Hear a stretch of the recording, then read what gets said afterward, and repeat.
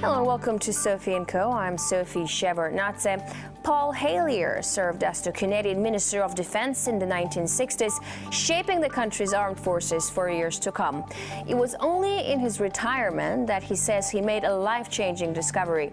He became the first cabinet-level politician from a G8 country to publicly state that there is extraterrestrial life present on Earth.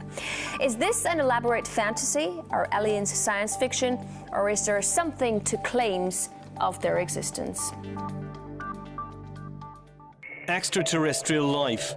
For ages, humanity has wondered, is there anything else in the cold darkness of space? Skeptics say there is no proof, but there have always been those who dared to dream. And some even claim to have seen things with their own eyes. Do aliens exist? Are they already here? Do they pose a threat or a chance for salvation?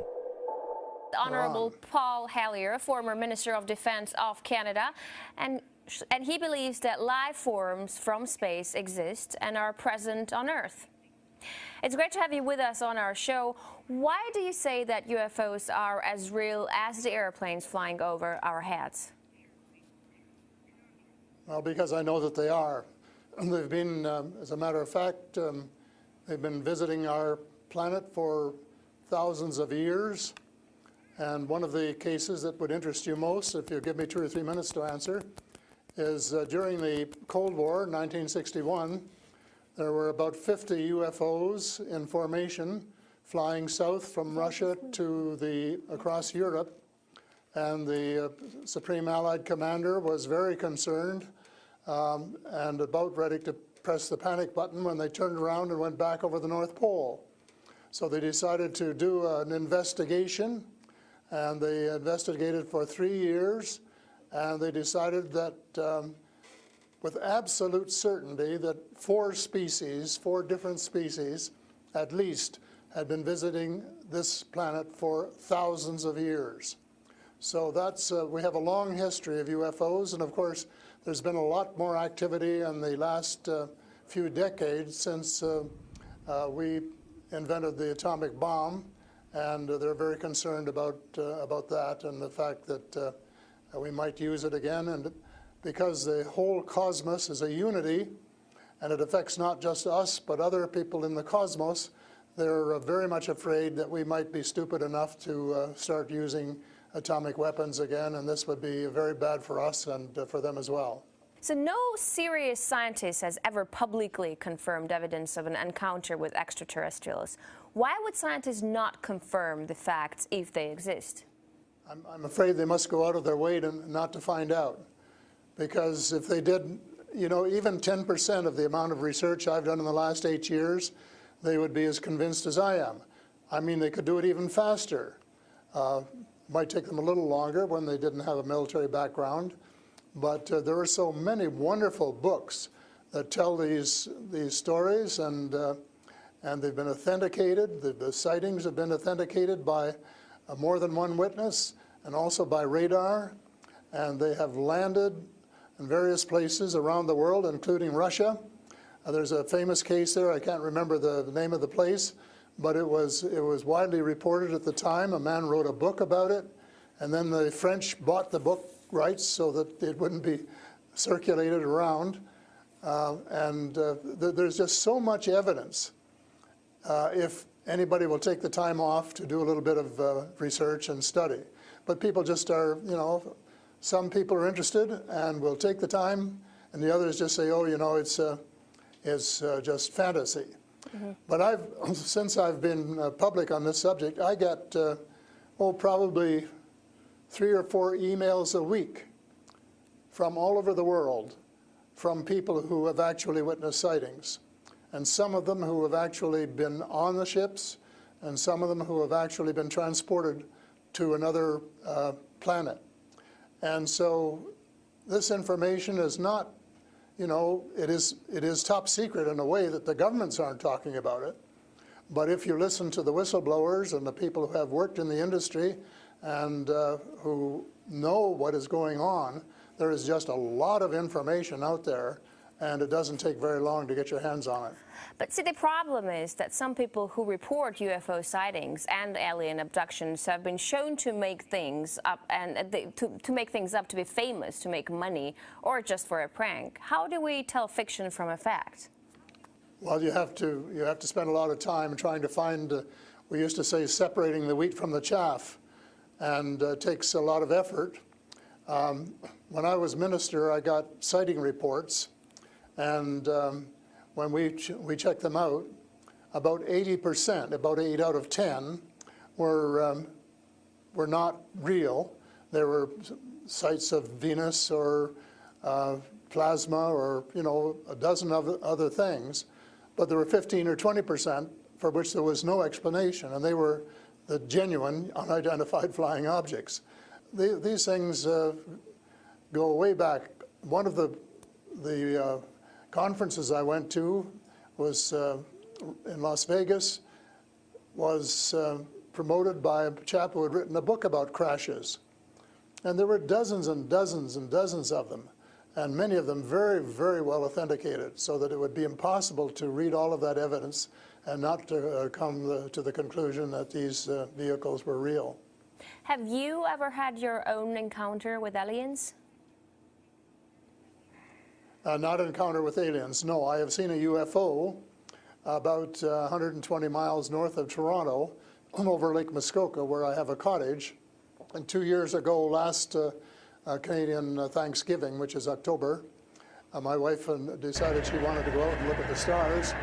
So I'm not much of a night man, but I put on my cap and went out with her. And she looked into the eastern sky and said, "There's a star." And I turned around the other way and I said, "Oh, there's a much brighter one over here." And she looked, and it was. And we watched it until our necks almost broke for about 20 minutes. And it was definitely a UFO, because it could change position in the sky by 3 or 4 degrees in 3 or 4 seconds. And I checked out, there were no satellites that could do that. The space station wasn't going by, and it isn't able to move that fast anyway. And there was no other explanation except that it was the real thing. And 2 days later, I went down in the dock, got a comfortable chair, and watched it came back almost to the same spot and entertained me for as long as I could take it. And then I went back to the cottage. But it was very interesting, because it would drop down in the sky, and then it would roar back up, and then it would shift across a few degrees and do a circle and come back at a speed, which, you know, just astronomical speeds. As you know, they travel very, very fast. So does it just look like a falling star that falls really quickly and then rises again? What does it look like? Well, it just looked like a star. It just looks like a star. Right. And I don't know if you're a person who's ever read the Bible or not, but I think the Star of Bethlehem is one of God's flying saucers. Mm-hmm.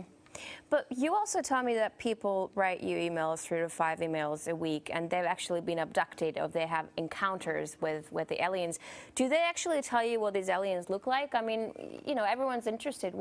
How would I know if I see an alien and if he abducts me? Well, the first question you have to ask is, how many species are there? And I used to think there were, you know, between 2 and 12. And Apollo astronaut Edgar Mitchell, who came to Toronto a few years ago and had dinner with us, agreed there was somewhere between 2 and 12. But the latest reports that I've been getting from various sources are that there are about 80 different species. And some of them look just like us, and they could walk down the street and you wouldn't know if you walked past one.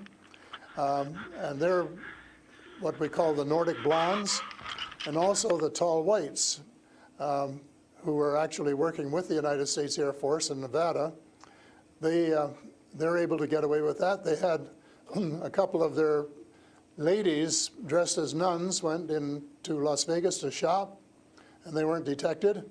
And I have a friend who saw one of the men walking along the street, and somebody who would recognize that they were different, and he did. So there are those kind, and then there are the short grays, as they're called. And they're the ones that you see in most of the cartoons.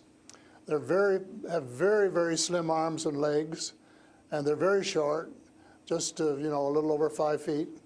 And they have a great big torso and a great big head and great big brown eyes. But they're different species, so you have to know that they're different species, and know that they're all different. Mm-hmm. So if you saw the short gray, you'd certainly know that there was something up that you'd never seen before. But if you saw one of the Nordic blondes, well, you'd probably say, "Oh, I wonder if she's from Denmark or somewhere," So this species that you're describing, are they all different in terms of nice and mean? Are some of them nice and benevolent? Are others nasty? Or how are they? Are they good to people on Earth, or are they here to harm them? Well, it's a difficult question to answer because they have different agendas. And maybe all of us on Earth should have the same agenda, but you couldn't say maybe that Russia and China and the United States all had the same agenda at every turn, because they don't. And I would say that nearly all are benign, they're benevolent, they want to help us. There may be one or two species which do not. And that's one of the things I'm investigating at the moment, is to see who they are and what they're up to and what their agendas really are. All right, we're talking to Paul Hellyer, former Canadian Minister of Defense, who says extraterrestrial life forms exist and are present on Earth. We'll talk more about what they are and why they're here after a short break. Stay with us. And we're back with Paul Hellyer, former Canadian Minister of Defense, to talk about extraterrestrial life forms. Great to have you back. So these extraterrestrial creatures, where did they come from and how did they get here to Earth? They come from various places. For a long while, I only knew about ones who came from different star systems. The Pleiades and Reta Reticula and several other star systems. But in the last few months, I have met people who have made me aware of that there are some in our star system, and that there are actually extraterrestrials who live on a planet called Andromeda, which is one of the moons of Saturn, and that there are others on Venus and some on Mars, and that they may be interacting between themselves. I suspect that they are, because there is what is called a federation of these people. And they have rules. For example, one of the rules is that they don't interfere in our affairs unless they're invited to. And that's one of the reasons probably that we haven't seen more of them until very recently. And so but what do you mean? There are a lot of people who want to interact with them. There are a lot of people who actually want to see them and know who they are. What, they need a special invitation to interact with us? What does it mean? They don't want to interfere into our affairs. Well, they don't want to tell us how to run our affairs. They have accepted the fact this is our planet and that we have the right to run it. But they're very, very concerned. They don't think we're good stewards of our planet. We're not. We're clear-cutting our forests, and we're polluting our rivers and our lakes, and we're dumping sewage in the oceans, and we're doing all sorts of things which are not what good stewards of their homes should be doing, and they don't like that, and they've made it very clear. And as a matter of fact, they have given us a warning. How? And this has come from more than one source. How have they made it clear? What have they done? They have talked to people. One of the chaps I talked to about a month ago was interacting with them in 1974, he and his brother in Peru, and they were taken to Andromeda, teleported, and they were told what the people there think, and that we're really wrecking our planet, and in fact that something dreadful is going to happen to it if we don't smarten up and change our ways. We spend too much time fighting each other. We spend too much money on military expenditures and not enough on feeding the poor and looking after the homeless and the sick, and that we are polluting our waters and our air, and that we're playing around with these exotic weapons, thermonuclear weapons and atomic weapons, which have such a devastating effect both on our Earth and on other areas in the cosmos, and they don't like that. And that's the reason they would like to work with us to teach us better ways, but only, I think, with our consent. And they work through individuals, and they try and pick out individuals who won't be frightened to death of them, because they can give you quite a fright. One of the cases I'm familiar with was the tall whites in Nevada, where the United States Airmen working with them, were just frightened to death of them. And one, Charles Hall, rescued the daughter of one of the high-up people in the tall whites, and as a result became very good friends with the mother. And as soon as they could trust each other, they had a wonderful relationship. And he wrote a book about it. It's called Millennial Hospitality. Millennial Hospitality. And it tells you how you go through these stages of being scared out of your wits. But then when you establish a trust and a working relationship, why you can have the same relationship, same kind of relationship that you would have with someone here on Earth. But here's what I'm thinking. If you're outing their presence, which is clearly not what they want since they're hiding, why aren't they so afraid of, why aren't you afraid of repercussions? Because you're obviously stating that they're here among us, and you're telling me all these species that exist.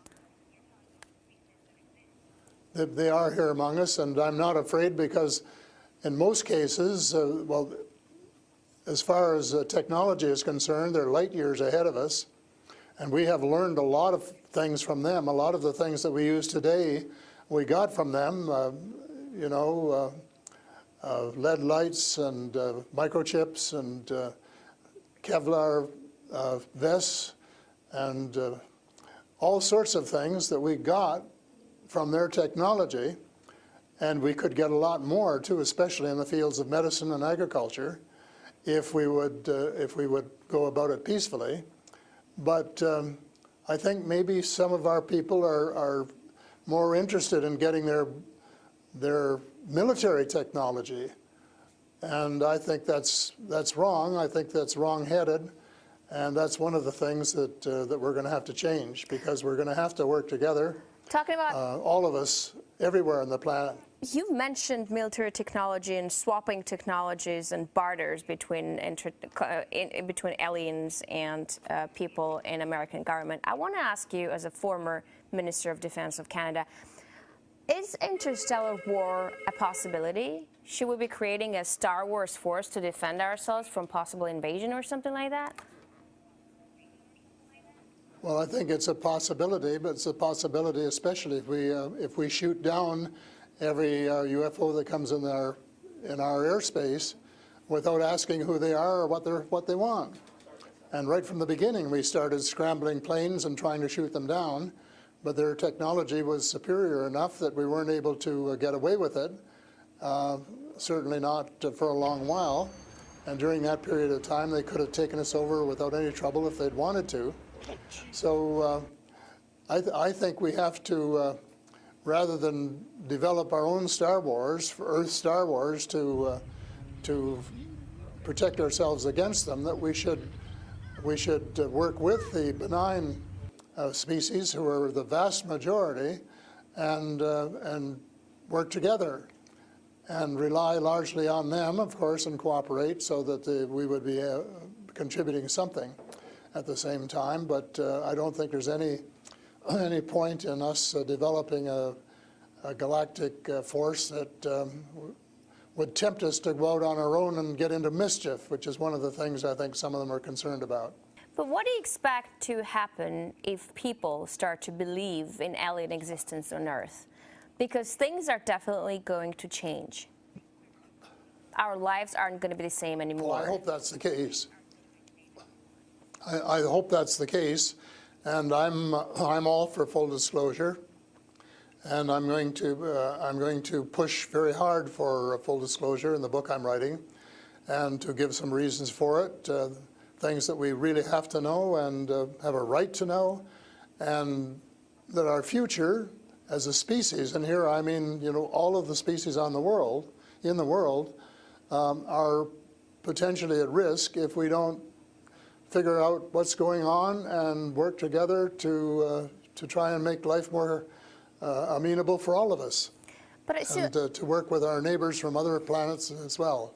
But still, like, I'm thinking to myself, if they've been here for such a long time, as you say, and they're interested in helping humanity, as you say, why is our world such a mess? I mean, if you want to help someone, you just help someone. You don't wait that someone to invite you to help that someone, no? Well, I don't, you know, it's something that I think parents can sometimes say to their children, this is what you should do. But that doesn't mean the children are going to do it, does it? Because the cosmos is based on free choice. And we're given the option of making mistakes, of making wrong choices. And I guess what bothers some of us is we've made too many wrong choices and not enough right choices. So we're going to have to start switching our priorities and stop spending so much time and effort and weapons to kill each other or to dominate each other, and spending a lot more time on how to help each other to have a better life and a more just society, and a life which is healthier and where the health care is better, and where the food distribution is better, and where the air is cleaner and the water is cleaner, and all of those things that are waiting to be done if we just get together and row, as we say, rowboat, row in the right direction, the same direction. And it's possible, but it's a tall order, and so far we haven't done it. My thesis will be that we have to do it, and we have to start doing it right away.